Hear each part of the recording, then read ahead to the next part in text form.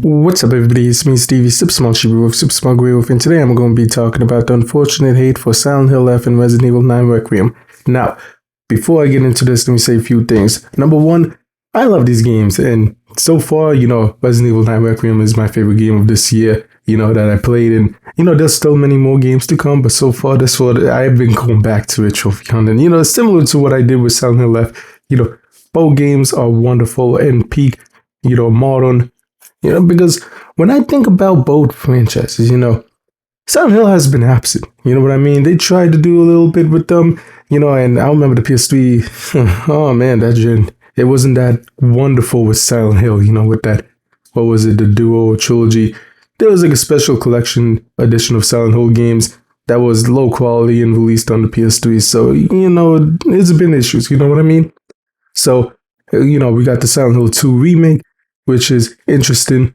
And yeah, pretty much that's it. But no new games before this. So Silent Hill F coming out, brand new game. It hit the spot. Resident Evil wise, they've been doing great. The recent Resident Evil games were, beloved. Many people, I remember hearing people praise those games. Me personally, it didn't really hit that much. I watched some gameplay and cool. But Resident Evil 9 Requiem, I saw that and then 100% I went for it. You know what I mean? I was like that. And I'm happy I did. It was wonderful and cool. Also, I would say, like, when it comes down to both games, another thing, I'd say, I'm excited. I hold these up high, next to other games. Because for me, when it comes down to Silent Hill, my favorite one is still 3. The music, like You're Not Here and all that stuff. I enjoy all that stuff. You know what I mean? When I like a soundtrack, I learn it in my instruments and stuff. And Resident Evil, same thing, they have Resident Evil Code Veronica has a song, Lineage Graph, I forget what it's called, but some religion, something like that. And, that's just a wonderful song too.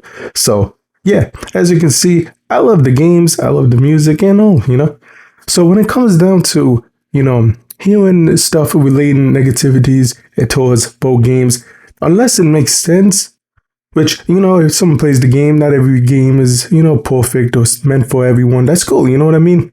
Hey, there's some Silent Hill games that I want to avoid. I'm like, okay, I'm good. I am good. Nope.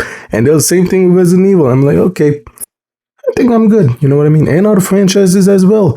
Final Fantasy comes to mind. And I love Final Fantasy as well. I hold Silent Hill, Resident Evil, Final Fantasy as, top, like perfect games. Franchises, you know what I mean? So many games within those franchises and all. So when it comes down to these two, I was like, oh wow, we're living in modern times where we got a amazing Resident Evil game and Silent Hill game. And I noticed this, whenever these two, say, like back then when Silent Hill F was, brand new and all, fresh. I remember there was people trying to put more of real life situations and political controversial stuff and try to relate that to this game. And I also kind of heard the same recently for Resident Evil 9 Requiem. Me loving both franchises and these two, being, we know the classic PS1 debate. Resident Evil versus Silent Hill, you know what I mean? If you know, you know. So this is a perfect time to talk about both of these amazing games and the situations surrounding them. So yeah. Now, the first topic I want to talk about relating to both of them is the topic of, well, more like the Resident Evil Requiem, let me start with that one, is that they say Grace, who is in the left, if you did not know, she has a ugly or Capcom purposely made her unpleasant look. You know what I mean? Me personally, I think she's top tier waifu, when it comes around to Resident Evil and all that. But hey, some people will claim that she is a horrific look and they do it in purpose. Basically, there's a theory of theirs that says in modern times, they purposely want to make uglified character designs to, for some type of purpose, to relate to certain groups and other stuff within certain societies in some countries. So that's all I'm going to get into. I don't want to get too deep into that for obvious reasons. But yeah, now in my opinion, Grace looks like a wonderful character. Now I have seen certain character types and models within some games which I avoid that is just weird as shit. You know what I mean? So, hey, You know, like I say, you do you, you do, you know, I do me and all that stuff. You know what I mean? But I would say, you know, there's specific types of games where I enjoy and love, and it's really cool, you know. Like, for example, when I think of like cool character designs, right? I think like on modern times, you know what I mean? I remember playing Splatoon 2 for the first time on the Nintendo Switch because I didn't have a Wii U. I was like, yo, these are really cool designs, you know what I mean? Anime type look and all that shooting game. And then, you know, let's compare that to like foam stalls, you know, on the PS5. You know, I was like, oh, this is like similar to Splatoon. It has its own unique stuff. You know what I mean? You are surfing around. They have unique, different type of designs as well. It's really cool. So I'm not saying like, you know, me personally, there's many amazing modern designs. You know what I mean? Spanning different games and genres. You know, for example, the Metal Gear game, you know, like they did a remake of Metal Gear Solid 3 Snake Eater last year. And I think they did a wonderful job. You know, I saw how the original looks. I see how the modern, you know, take looks. And it's wonderful. You know, it's really cool. Now, for me personally, I'm a fan of FPS games. You know, I'm more of the classic stuff because a lot of the modern FPS games, I would agree with that specific point. You know, like, you know, where there's like, there's like a ew type of character designs and all that. You know what I mean? Within specific types of games, and modern FPS games tend to be like that. You know, on PlayStation and PC and stuff. So I'm like, oh, you know, you're not the best designed, and some of them are just straight up stupid and weird. So in somewhat, I understand what they're saying, and you know, this and that. But that's not every specific game out there, and that's not Resident Evil or Silent Hill F. Well, you know, I only hear this being said about Resident Evil, not Requiem. You know what I mean these days. But I think the character designs, like, you know, Grace, Leon, and other wonderful villains within this, and other characters, side characters, and all that, they look wonderful and cool. I think, you know. Now I'm going to be talking about Silent Hill F's situation. So Silent Hill is wonderful, you know.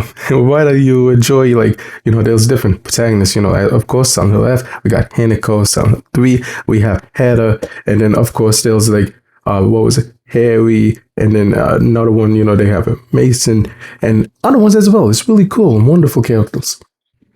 No, I get the names confused. James Sunderland, and then, you know, they got Mason, you know, he's the other one. So yeah, I think when it comes down to Silent Hill wise, you know, they're wonderful and cool. You know, I enjoyed them. And I feel like when it comes down to it, you know, I look at the other protagonists. You know, this is one reason why I bring it up, you know, whether it's Harry, Mason, or James, or Hedda. You know, I compare those, the classics, to like Hinako, and there's nothing wrong, you know, character design wise either.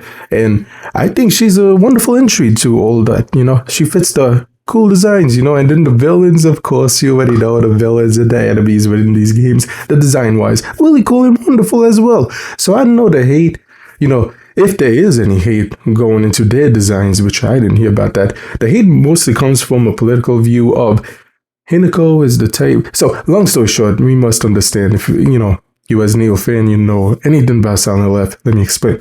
So in Silent Hill F, it's taking place in back then, you know, like correct me if I'm wrong, like 1970s or 1940s Japan. So long story short, it's in a specific time period back then in Japan where it's more traditional than it is in current day. So that's important to understand because Hinako over here, who's in the right side, is a how I would describe her as more like a excited, you know, she's more like a, you know, outgoing chick. You know, she likes to do stuff with her best friend and chill and hang out. You know what I mean? Her and Shu is her male best friend, by the way. So Hinako being the tomboy type, she's going out, she's doing her thing, and that being, you know, the game taking place in a traditional time period, it's like a no-no. So right then and there, people have a situation with it due to that, which I don't think, me personally, I think that's cool. You know what I mean? There's many wonderful tomboys within fiction. Videl, Dragon Ball, Sakura Kazakano, we got Street Fighter, Asuka Kazama, Tekken, Yoro Sakazaki, the King of Fighters, or SNK in general. Berserk has Casca, Rico Matoi, etc. You know what I mean? So, you know, people trying to put, like, spin that in a negative way, what Hinako's, you know, specific character type is weird. You know what I mean? Because it's like, dude, that's nothing new. You know what I mean? Why is that a situation? You know what I mean? If you watch anime, you see many of those types. You know what I mean? So I don't know. That was just a weird one for me. You know what I mean? To hear that.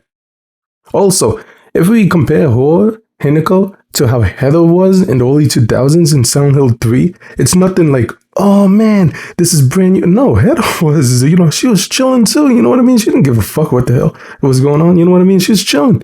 So, in my opinion, hearing these specific opinions, it doesn't add up. They're trying to make a negative in a modern gaming situation, which I totally disagree with.